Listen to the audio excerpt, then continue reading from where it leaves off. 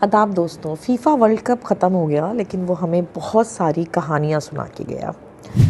मैं कोई इतनी ज़्यादा इसकी इतनी कोई बहुत बड़ी फ़ैन नहीं हूँ, लेकिन क्योंकि हर तरफ जब शोर होता है और बचपन से ही हम देख कर आए, हमारे घर में भी बहुत शौक़ से ही वर्ल्ड कप देखा जाता था और उसके बाद से हमने सिलसिला देखा। मुख्तलिफ़ टीमों का नाम होता था, मैच देखा जा रहा होता है, शोर शराबा हो रहा होता था घर में और पॉपकॉर्न बने हुए, चिप्स बने हुए, चीज़ें तैयार होकर और बैठ के देखा जाता है। कुछ ममालिक हमेशा से फेवरेट रहे और उनमें जो बहुत ही मशहूर खिलाड़ियों के नाम मैराडोना मेरे अभी तक जहन में, ये एक दो नाम बहुत हैं। लेकिन फिर मेसी का नाम आया, हमने मेसी की स्टोरी सुनी और हम सब बहुत मुतासिर हुए। लेकिन इस वक्त जो बहुत हॉट स्टोरी है, जो हर के फेसबुक पर नज़र आ रही होगी, हर सोशल मीडिया पर उन कहानियों को पढ़ा और समझा जा रहा है, लेकिन मैं आज उसके ऊपर ज़रा दूसरी नज़र से तबसरा करूँगी। और मुझे खुशी किस तरह की कहानियाँ सामने आती हैं जब हम अपने स्टूडेंट्स के साथ बैठते हैं और मुख्तलिफ़ किरदारों के ऊपर और मुख्तलिफ़ लाइफ हिस्ट्री सवानाए हयात के ऊपर गुफ्तगू होती है। तो उनसे हम दोबारा से अपने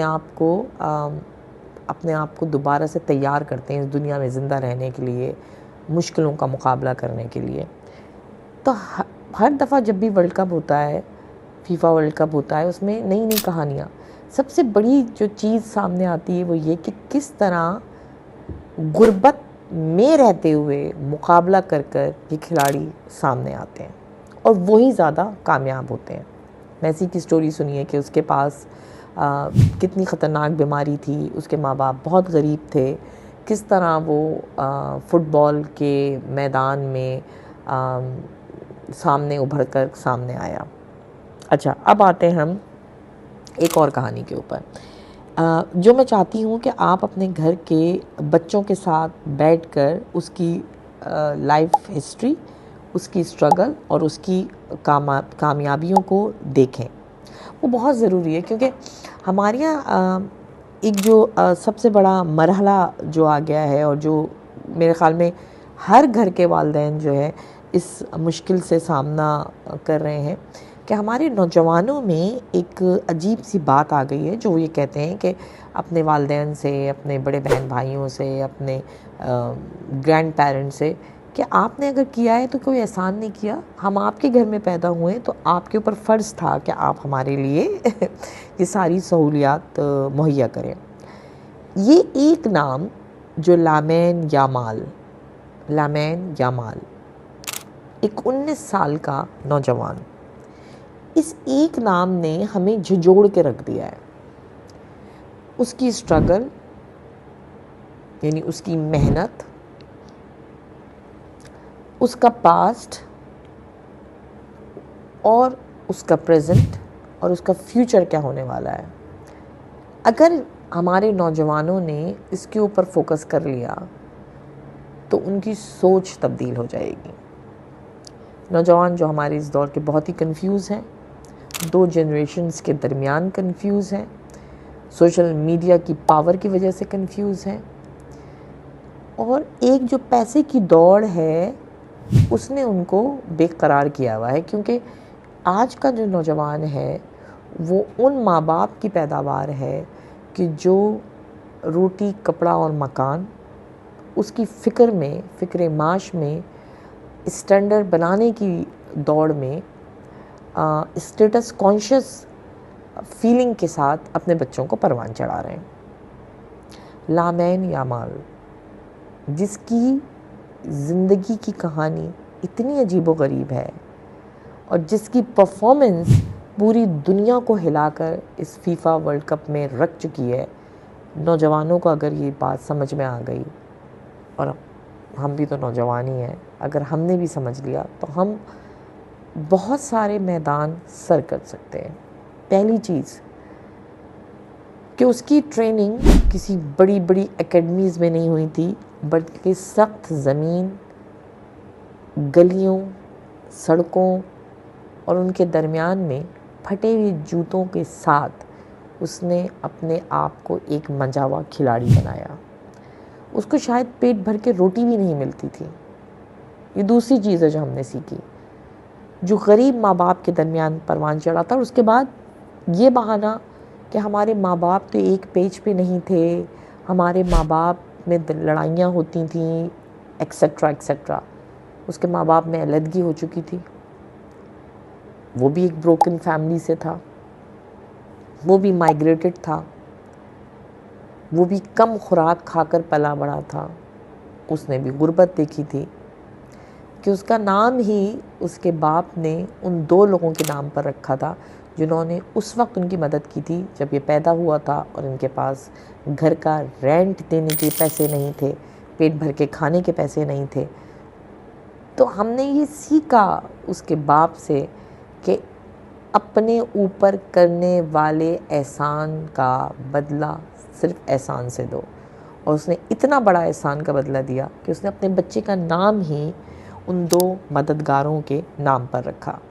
और उसका बच्चा, जो उसने ये जज्बा अपने बच्चे के अंदर मुंतकिल किया कि जो तुम पर एहसान करे उसको कभी फरामोश नहीं करना, कि वो जब भी कहीं किसी मैदान में उतरता है तो 3, 0 और 4 का हिंसा बनाकर बताता है कि मैं इस जगह रहता था और मेरे पड़ोसी वो थे कि जिन्होंने मेरी गुर्बत में उस वक्त जब हमारे पास कुछ नहीं था हमारी मदद की।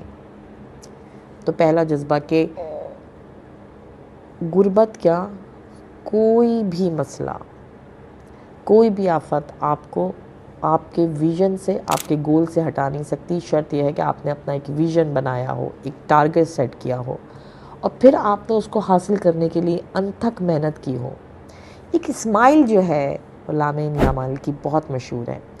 वो कभी स्ट्रेस में नहीं आता, बल्कि वो मुस्कुरा कर हर मुकाबले में मैदान में उतरता है। किसी ने उससे पूछा, तुम इतने यंग हो और तुम पर इतना दबाव डाल दिया गया और तुम्हें वर्ल्ड कप जैसे मैचेस में खिलाया गया। स्पेन का ये नौजवान ये कहता है, ये तो कोई दबाव नहीं है। दबाव वो है कि जब 16 साल की उम्र में मेरी माँ ने गुर्बत के हालात में मुझे जन्म दिया। दबाव तो वो है कि मेरे बाप के पास हमें खिलाने के लिए ना पैसे होते थे ना अच्छा खाना, और वो कचरे में से खाने की चीज़ें चुनकर आता था और जो हमें खिलाता था। दबाव तो वो है। ये दबाव तो नहीं कि मैं खेल के मैदान में उतरता हूँ, मैसी जैसे प्लेयर के सामने खड़ा होऊंगा। मैं तो सिर्फ खेलता हूँ, मैं तो सिर्फ खेलता हूँ। दबाव कैसा? यानी उसने अपने इस जुनून को, अपने इस पैशन को अपनी ज़िंदगी बनाया, मसला नहीं बनाया। उफ़ अल्लाह एग्ज़ाम होने वाले हैं, मैं क्या करूँ, उफ़ अल्लाह मुझे जॉब पे जाना है, मैं क्या करूँ, उफ़ अल्लाह मुझे रेंट देना है, उफ़ अल्लाह मुझे नई गाड़ी खरीद। आप देखें आपके नौजवान मुसलसल सिर्फ उफ़ उफ़ एक स्ट्रेस का इजहार करते हैं। वो खुशी से ये नहीं कहते उफ़ आज तो मुझे काम पे जाना है, अरे वाह आज तो मुझे एग्ज़ाम में बैठना है और अपना बेहतरीन पेश करना। आज तो मैं लिख सकूँगा जो मैं चाहता हूँ, आज तो मैं कह सकूँगा जो मैं कहना चाहता हूँ, आज तो मैं खेल सकूँगा जो मैं खेलना चाहता हूँ, आज तो मैं वो गोल करके दिखाऊँगा जो मैं दिखाना चाहता था, आज तो मैं अपने टारगेट को अचीव करूँगा जो मैं अचीव करना चाहता था। क्या हमने अपने नौजवानों को इस तरह जज्बे के साथ हर ज़िंदगी के मैदान में उतरना सिखाया है? या हमारा नौजवान जो बहाने बनाता रहता है अपनी नाकामी के, क्या हमने उसे बताया है आओ बैठो लामीन यामाल की इस ज़िंदगी की कहानी को सुनो और इससे सीखो। फिर वो एक सजदा जिसे तू गरा समझता है, 1000 सजदे से देता है आदमी को निजात। कितना यकीन था उसे अपने अल्लाह पर, अपने खुदा पर कितना यकीन था कि उसने मैदान में उतरने से पहले भी सजदा किया और मैदान में जीतने के बाद भी फातहे की हैसियत से उस कायनात के फातहे को सजदा किया। पूरी दुनिया देख रही थी, बाकी खिलाड़ी शोर मचा रहे थे, सेलिब्रेट कर रहे थे और वो सजदा शुक्र अदा कर कर बता रहा था कि मुझे फ़ख्र है कि मैं एक मुसलमान हूँ। और आखिरी बात, उसने दुनिया के जालिम इंसान के सामने आकर सरसरी सा हाथ मिलाकर, क्योंकि वो हाथ ना मिलाता तो गिरफ्तार हो जाता, उसने ज़ाहिर किया कि दुनिया की कोई ताकत, बड़े से बड़ा बादशाह मेरे सामने कुछ भी हैसियत नहीं रखता अगर वो जालिम है। मैं उसको बिल्कुल इग्नोर करता हुआ सरसरी सा गुजर जाऊंगा। मेडल पहना, ट्रॉफी उठाई और एक नई राह चल पड़ा और एक नन्हे से अपने एक स्टेप सौतेले भाई के साथ उस ट्रॉफी के साथ खेलता हुआ, मुस्कुराता हुआ नज़र आया कि उसे टेंशन ट्रांसफ़र नहीं करनी थी न्यू जनरेशन में, अपनी नेक्स्ट जनरेशन में ये जज्बा ट्रांसफ़र करना था कि कोई भी मुश्किल बड़ी नहीं होती अगर तुम्हारा अल्लाह पे यकीन और अपनी ज़ात पर भरोसा हो और तुम मैदान में उतरो। गोल सेट करना, टारगेट बनाना। हम कोई गोल सेट करने से इसलिए डरते हैं कि हम उसे अचीव नहीं कर पाएंगे, और यही एक खौफ और ये उफरियत जहन से निकालना है। अपने नौजवानों को हौसला देना है, ख्वाब देखो और बड़े बड़े ख्वाब देखो, तभी तुम उसकी ताबीर के लिए काम करोगे। कोई मुश्किल नहीं होगी अगर आप अपने ऊपर यकीन रखें और ये कहें कि हम खुद तराशते हैं मनाजिल की संगेरा, हम वो नहीं हैं जिसको ज़माना बना गया। जिंदाबाद यामिल यामाल। हम आपको सलाम पेश करते हैं। खुदा हाफ़िज़।